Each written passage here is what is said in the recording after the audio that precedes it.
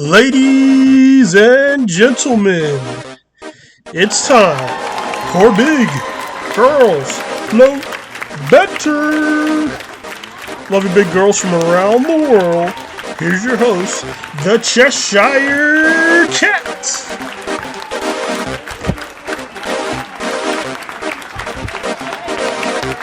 Welcome back. So, this is an article from refinery29.com. Article is about plus size women. Title is Shopping When You're a Plus Size Isn't Therapeutic. Just ask these women. Okay. So let's read and comment, see what we think about this. Plus size shoppers have been frustrated. Ahead are just a few dozen of responses I've received after asking about their shopping experiences, both before and during the pandemic. So this was written in 2022, so it was during the pandemic.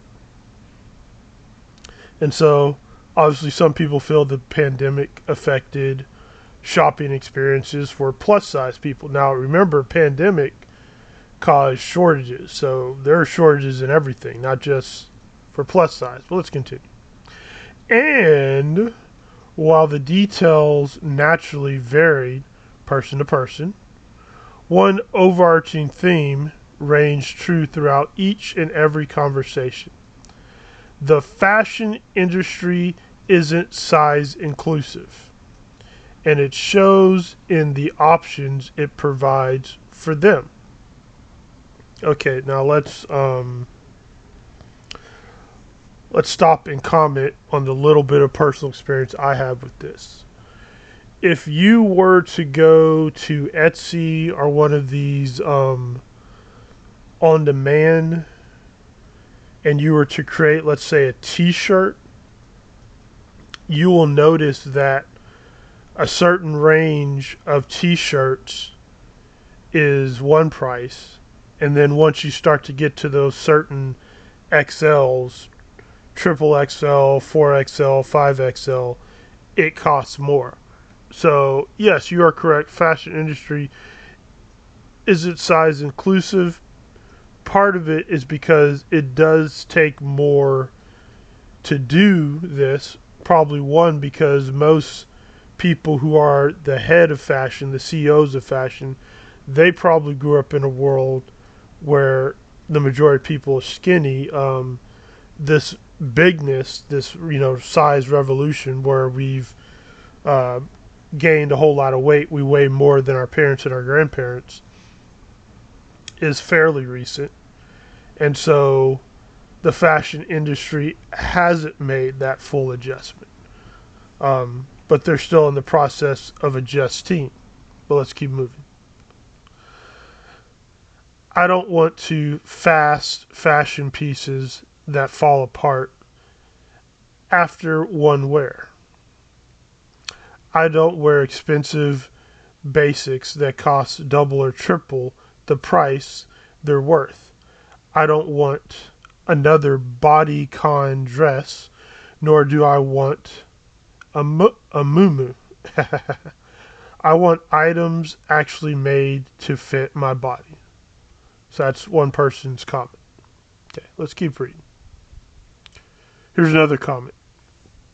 So just reading comments. We are told that brands can't afford to produce garments with the same margin for us as our smaller counterparts. Well, that's kind of what I just said. Because the cost of fabric it would take to cover our bodies is too high. Yeah, so that's what I just said.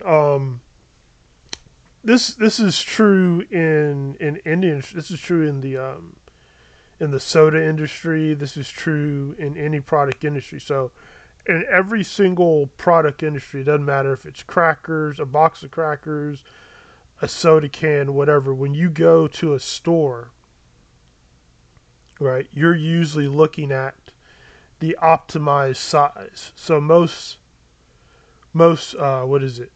box of cereal is optimized for the size that most consumers will buy.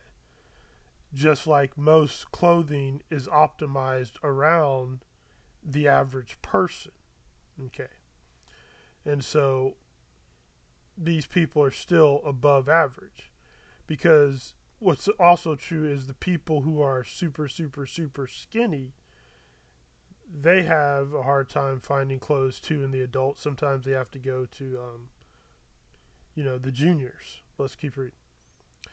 As an adult, I've always struggled to find knee or right under the knee high boots that fit my calves. Yeah, that's true for a lot of women. If you're a woman, you have big calves, that can be true. At this point, I've essentially resigned myself to not wearing any ever again.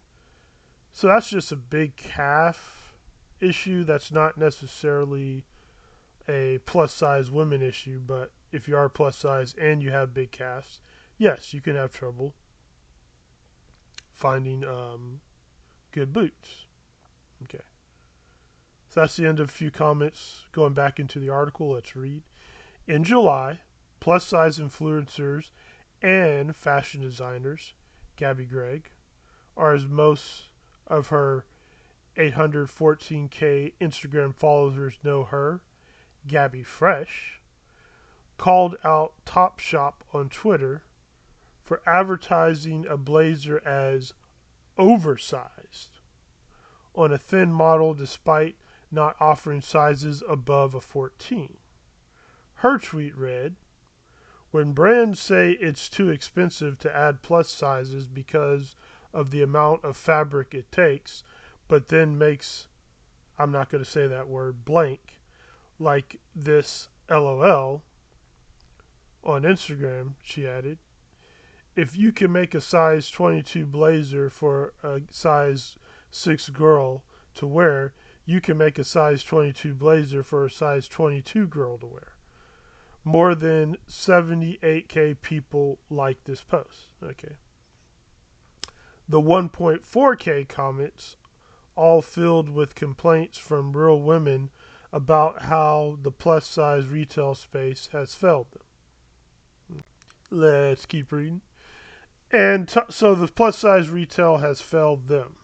Yeah, this is true for everything. I mean, I know when I grew up as a kid, I hated blue jeans because blue jeans were they were designed to be tight on the body. That's just the way blue jeans are designed. I think I was always wearing my pants just 1 or 2 sizes, maybe, sorry, I should say about 1 or 2 inches wiggle room, because I like wiggle room in my pants. I don't like them so tight I can't breathe. Let's continue reading. And Topshop has hardly the only brand guilty of this.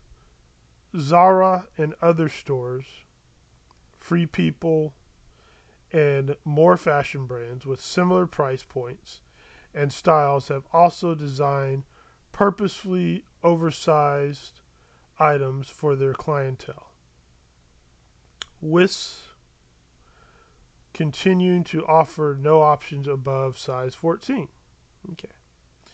It underlines an unspoken trend in fashion, which is that whatever thin celebrities wear becomes trendy, but the same rules don't apply to plus size women. And Anika Klayoff, the founder of this plus size Hey Mavens, bike shorts, baggy tees, mom jeans, and chunky sneakers are good examples of trends that are generally accepted only on thin bodies. Now, at this point, if I was an outsider, I was a businessman, I'd be like, okay, why don't y'all all just get together and create a plus size company that makes this beautiful fashion plus size clothing? I mean, anytime you have a complaint, that's a business opportunity.